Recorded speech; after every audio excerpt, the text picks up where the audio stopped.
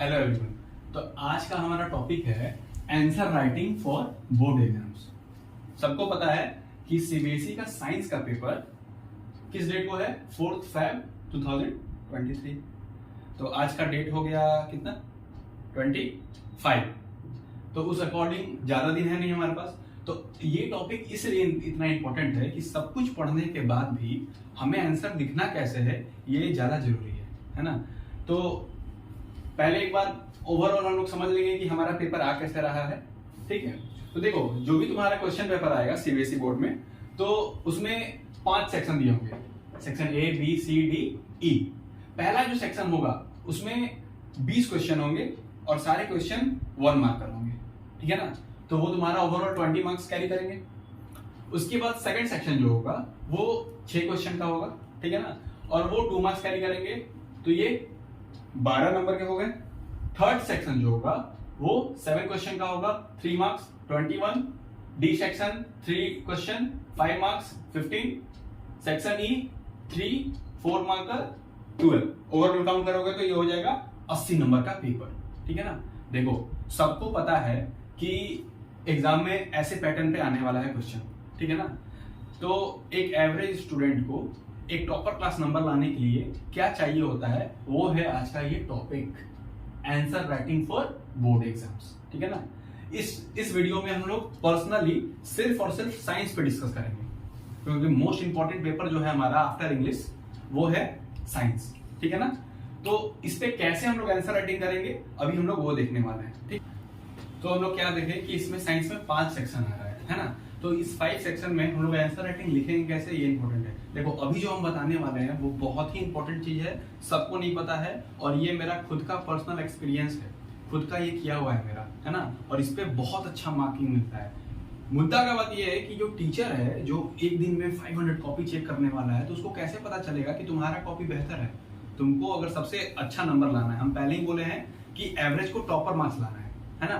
तो उसको लाने के लिए वो क्या करेगा कि अपने आंसर राइटिंग को इस तरह से लिखेगा कि उसका कॉपी वो चेक करने टाइम वेट करे, रुक जाए उसका कलम कि हाँ इसका कॉपी कुछ ज्यादा बेहतर है, इसको थोड़ा स्लोली चेक करते हैं, है ना। ऐसा सबके साथ तो होगा नहीं, तो ये डिफरेंट तरीका आज हमारे क्लास में डिस्कस होने वाला है। तो देखो इसमें क्या है कि सबसे पहले है सेक्शन ए। जैसे ही तुम अपना आंसर राइटिंग का कॉपी खोलोगे ना, जब तुम अपना ओएमआर पहले ओएमआर फिलअप कर लोगे, है ना, अपना नेम फिलअप कर लोगे, उसके बाद जैसे ही आपका आफ्टर 15 मिनट एग्जाम स्टार्ट होगा, तो उसके बाद आप लोग जैसे ही आंसर राइटिंग के लिए अपना पहला पेज खोलोगे, तो उसमें आपको क्या करना है, सबसे पहले पहला सेक्शन कौन आएगा, सेक्शन ए, ठीक है।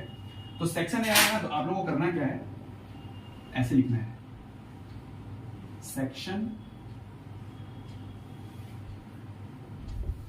ए, ठीक। उसके बाद यहां पर 2 कॉमा डालो, ओके। फिर यहां पर इसको ऐसे डिजाइन करो, सेक्शन ए हो गया। अब इस सेक्शन ए में क्वेश्चन आएगा, ठीक है। इसमें आएगा तो हम लोग ऐसे लिखेंगे क्वेश्चन नंबर 1, ओके। उसके बाद जब भी हम लोग अपना आंसर लिखेंगे ना, क्योंकि देखो सेक्शन ए 1 मार्कर है, सेक्शन ए 1 मार्कर है, तो ये हमारा जो भी आंसर होगा 1 वर्ड में होगा। अगर हम साइंस का पेपर दे रहे हैं तो हमारा आंसर 1 वर्ड में होगा। तो उसके लिए हम अपना आंसर यहाँ पर ऐसे लिखेंगे, यहाँ पर हो गया आंसर। उसके बाद जब यहाँ पर आंसर हो जाएगा, उसके बाद सेक्शन ए में देखो बुलेट चीज क्या है कि आपका डिजाइनिंग पे फोकस होना चाहिए, ठीक है ना, कि डिजाइनिंग कैसे कर रहे हैं। अब उसके बाद जब हम सेकंड क्वेश्चन लिखेंगे तो यहाँ लिखेंगे क्वेश्चन नंबर 2, फिर यहाँ पर सेकंड क्वेश्चन करते करते करते करते करते लास्ट में क्वेश्चन नंबर 10, फिर यहाँ पर क्वेश्चन, समझ रहे हो। उसके बाद क्या करेंगे, ये तुम्हारा जब पहला पेज बनेगा ना, तो देखो पहला पेज को अभी लीव नहीं करना है। पहला पेज में तुमने अपना सारा आंसर लिख लिया सेक्शन ए का। अब तुमको क्या करना है, पहले पेज में, तुम्हारे पहले पेज में हमेशा 2 कॉर्नर होता है, एक यहाँ पर कॉर्नर होगा, एक यहाँ पर लास्ट में कॉर्नर होगा ना, हमेशा 2 कॉर्नर होता है। इस 2 कॉर्नर को ध्यान से देखो क्या करना है, जो बता रहे हैं वही करना है।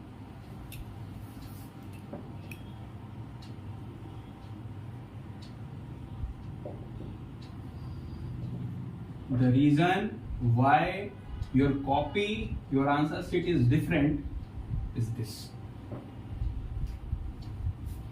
अब जब कॉपी चेक होगा तो कोई बच्चा ऐसा नहीं किया होगा, ठीक है ना।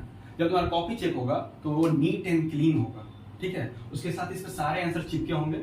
उसके साथ जब एग्जामिनर कॉपी चेक करेगा तो वो सोचेगा कि बच्चे के पास इतना टाइम मिल कैसे गया कि वो इतना अच्छा से कॉपी प्रेजेंट किया है, ठीक है ना। ये सोचने के लिए उसका पेन स्लो हो जाएगा और वहीं पर तुमको मार्क्स मिलेगा। समझ रहे हो? ये था किसका बात, सेक्शन ए का। अब मान लो कि सेक्शन ए हुआ तो एक क्वेश्चन आता है कि सर दूसरे पेज पे आएंगे तो वापस से ये चीज करेंगे। तो दूसरे पेज पे तुम जब जाओगे तो तुम पहले ही सेक्शन ए डाल चुके हो पहले पेज पे, है ना। तो तुमको दूसरे पेज पे ऐसा काम नहीं करना है। दूसरे पेज पे जाओगे तो तुम इस क्वेश्चन को कंटिन्यू कर दोगे, ठीक। लेकिन रिमेंबर ऑलवेज, सारे पेजेस पे तुमको ये डिजाइन देते जाना है, कॉर्नर्स पे, एक यहाँ पे कॉर्नर, एक यहाँ पर कॉर्नर पे, डायगोनली हुआ ना, बस 2 जगह डिजाइन देना है। ये क्या करना, कॉपी को ऐसे अट्रैक्ट करके दिखाएगा। तो ये उसका बात हुआ जो सेक्शन ए में 1 मार्क आ रहा है। अब हम लोग सेक्शन बी में बढ़ने वाले हैं, ठीक है। तो सेक्शन बी के लिए अब क्या है कि अब हम लोग को सेक्शन ए हम लोग का कंप्लीट हो चुका है। अब हम लोग को सेक्शन बी पे जाना है, ठीक है ना। तो बेसिक प्रॉपर्टी क्या है कि how to design our copy, how to present our copy. देखो एग्जामिनर जो तुम्हारा कॉपी चेक करने वाला है वो एक दिन में 500 कॉपी चेक करेगा मिनिमम, ठीक है ना। अब जिस तरीके से वो 500 कॉपी चेक करेगा, एक कॉपी में मिनिमम 16 से 17 पेज होगा, है 17 into 2 34 पेज होगा। अब उसको जो चेक करना है तो इमेजिन करो कि उसका स्पीड क्या होगा चेक करने का। समझ रहे हो हम क्या कहना चाह रहे हैं? उन सारे बच्चों की कॉपी में, उन सारे बच्चों की कॉपी में कोई कॉपी ऐसा आएगा जिसमें उसको स्लो होना पड़ेगा, और वो कॉपी होगा टॉपर का, जो एवरेज से ऊपर है, जिसका नंबर उस लड़कों से अच्छा आएगा जो एवरेज है ना। तो क्या तरीका यूज करता है टॉपर, क्या तरीका यूज करता है जिससे उसके कॉपी में एग्जामिनर स्लो होकर कॉपी चेक करे, ठीक है ना। दिस इज द वे, यही तरीका है। हम लोगों ने सेक्शन ए देखा है। देखो सेक्शन ए ऐसा चीज है कि तुम एक सही करोगे तो तुमको 1 नंबर मिल जाएगा, लेकिन जब आंसर राइटिंग का टाइम आएगा तो हम क्या करेंगे, तो हम लोग ये तरीका यूज करने वाले हैं। अब हम लोग सेक्शन बी पे जाने वाले हैं कि सेक्शन बी को अपने कॉपी पे प्रेजेंट कैसे करेंगे। तो हम लोग क्या देख रहे हैं, सेक्शन बी को कैसे प्रेजेंट करना है। तो जो सेक्शन बी है हमारा, वो सेक्शन सी का पॉइंट था। सेक्शन बी में हम लोग को लिखना है 30 से 50 वर्ड्स के बीच में, ठीक है ना। और 30 से 50 वर्ड्स के बीच में लिखना है तो कितने लाइंस हो जाएंगे, लगभग तुम्हारा 3 से 4 लाइंस। एक लाइन में अगर 5 भी आता है तो 20, हाँ 4 से 5 लाइन में हो जाएगा। तो इसमें देखो कैसे लिखना है। अब मान लो फिर से सेक्शन बी लिखे, यहाँ पे देंगे क्वेश्चन, मान लो कि ये क्वेश्चन नंबर 12 है, लिख देंगे क्वेश्चन नंबर 12। सब कोई अपने कॉपी पे आंसर लिखेगा, ANS, सबको ये लिखता है। हम लोग आंसर नहीं लिखेंगे, क्यों, हमें कॉपी डिफरेंट बनाना है। हम लोग क्या लिखेंगे, सॉल्यूशन, नॉट आंसर। सीबीएसई हमसे क्वेश्चन पूछ रहा है तो क्वेश्चन का सॉल्यूशन दो। आंसर देना वर्बली होता है कि हाँ क्वेश्चन पूछा गया आप आंसर दीजिए, लेकिन सॉल्यूशन लिखा जाता है। समझ रहे हो ना। तो यहाँ पर हम लोग क्या करेंगे, क्वेश्चन नंबर 12 और यहाँ पे लिखेंगे सॉल्यूशन। देखो सॉल्यूशन को पूरा वर्ड में नहीं लिखना है, शॉर्ट पर लिख देना है। समझ रहे हो। अब यहाँ पर क्या करना है, अब हमारा डिस्क्रिप्टिव शुरू होने वाला है। तो डिस्क्रिप्टिव में क्या करना है, एक डिसिप्लिन फॉलो करना है। डिसिप्लिन कैसे कि ऐसे देखो, तुम कुछ भी आंसर लिखे,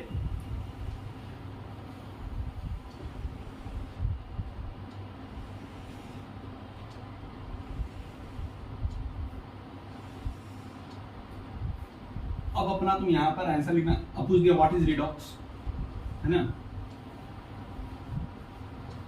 रिडॉक्स रिएक्शन।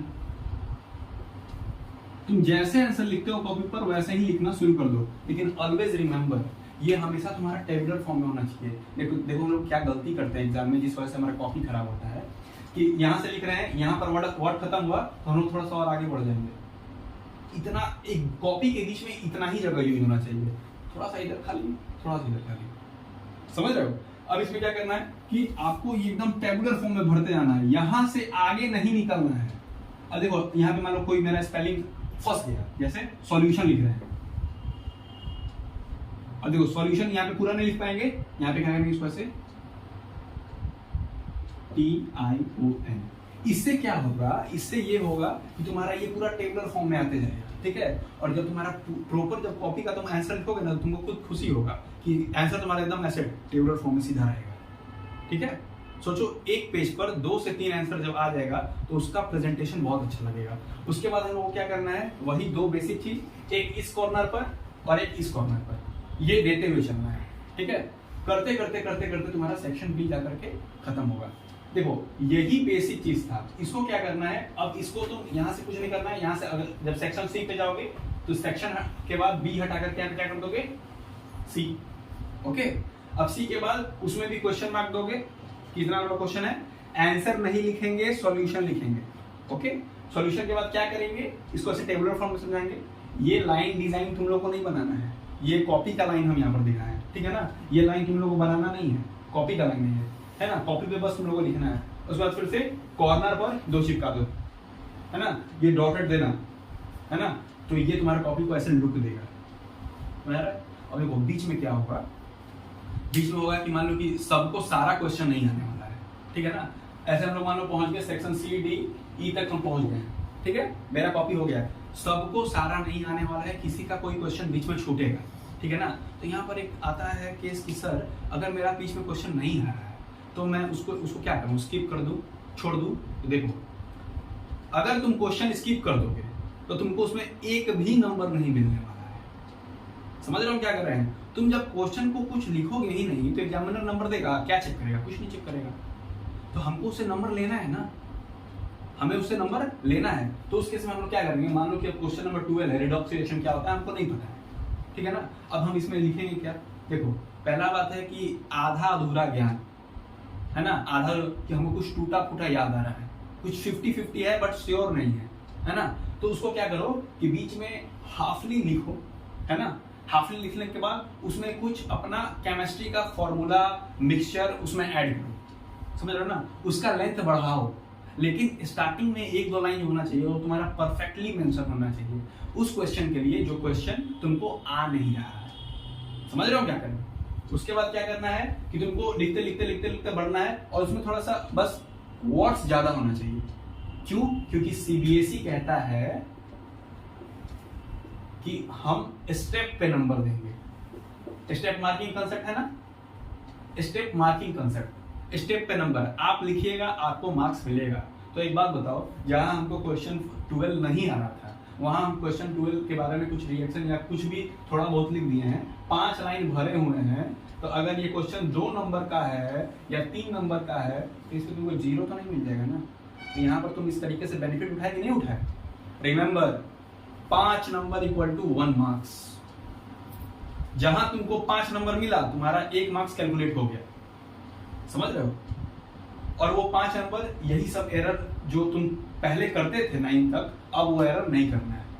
तो this is the way how to write your answer writing in board exam. और ये 4 सेट को जो आपका एग्जाम है उसमें आप परफेक्टली ये मेथड यूज कीजिएगा, ठीक है। मेरा मेनली फोकस मैथ और साइंस के पेपर के लिए रहेगा। ओके, तो मिलते हैं नेक्स्ट वीडियो में, बाय।